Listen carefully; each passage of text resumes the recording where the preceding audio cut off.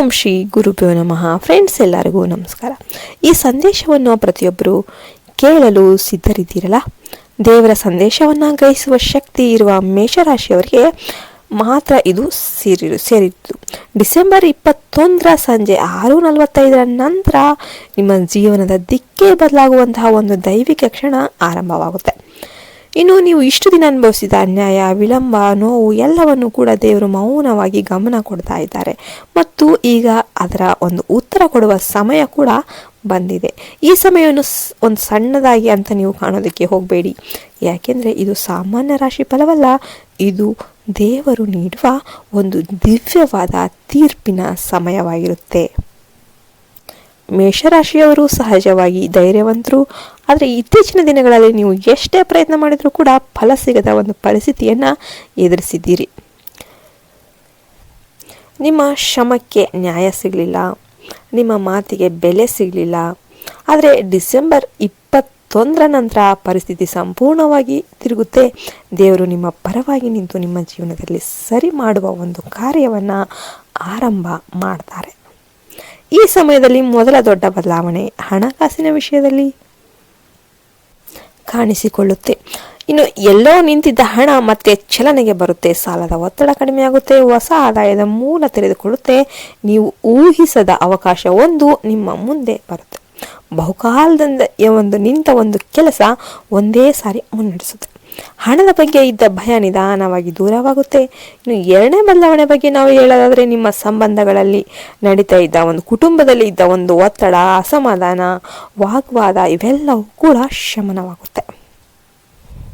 ನಿಮ್ಮನ್ನು ತಪ್ಪಾಗಿ ಅರ್ಥ ಮಾಡಿಕೊಂಡಿದ್ದವರೆಲ್ಲ ನಿಮ್ಮ ಮೌಲ್ಯವನ್ನು ಅರಿತಾರೆ. ದೂರವಾದ ಸಂಬಂಧಗಳು ಮತ್ತೆ ಹತ್ತಿರವಾಗುತ್ತೆ. ಮನೆಗಳಿಗೆ ಶಾಂತಿ ನೆಲೆಸುತ್ತೆ. ಹಿರಿಯರಿಂದ ಬೆಂಬಲ ಸಿಗುತ್ತೆ.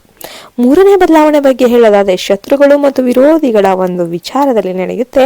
ನಿಮ್ಮ ಬೆಳವಣಿಗೆಯನ್ನು ತಡಿತಾ ಇದ್ದವರು ತಾವೇ ತಮ್ಮ ಮುಖವಾಡವನ್ನು ಕಳೆದುಕೊಳ್ತಾರೆ. ನಿಮ್ಮ ವಿರುದ್ಧ ಮಾತನಾಡಿದವರೇ ತಾವೇ ತಮ್ಮ ಬಾಯಿಯನ್ನು ಮೌನವಾಗಿರಿಸಬೇಕಾದ ಒಂದು ಟೈಮ್ ಬರ್ತಾ ಇದೆ. ನೀವು ಏನು ಮಾತನಾಡದೇ ಇದ್ರೂ ಕೂಡ ನ್ಯಾಯ ನಿಮ್ಮ ಕಡೆ ಬರುತ್ತೆ. ದೇವರು ಅವರ ಕರ್ಮ ಫಲವನ್ನು ಅವರಿಗೆ ತೋರಿಸ್ತಾರೆ.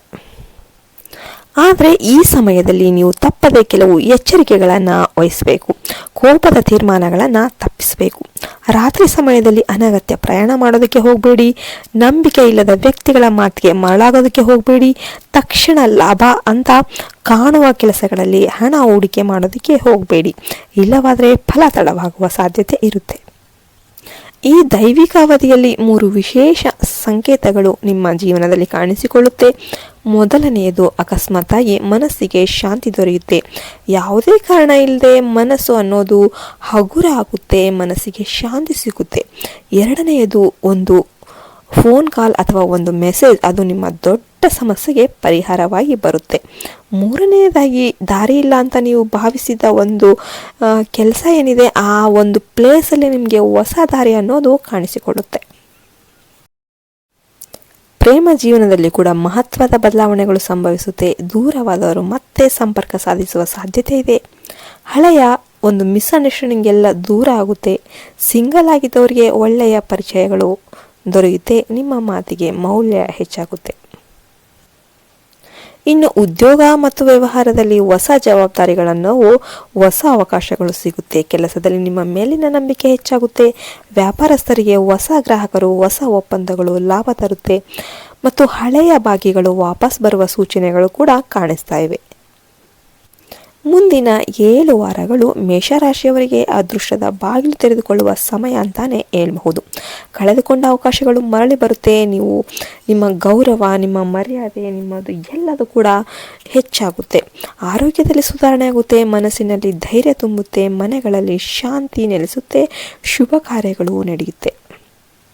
ಇದು ಕೇವಲ ಭವಿಷ್ಯವಾಣಿ ಅಲ್ಲ, ದೇವರು ನಿಮಗಾಗಿ ರಚಿಸಿದ ಹೊಸ ಅಧ್ಯಾಯ.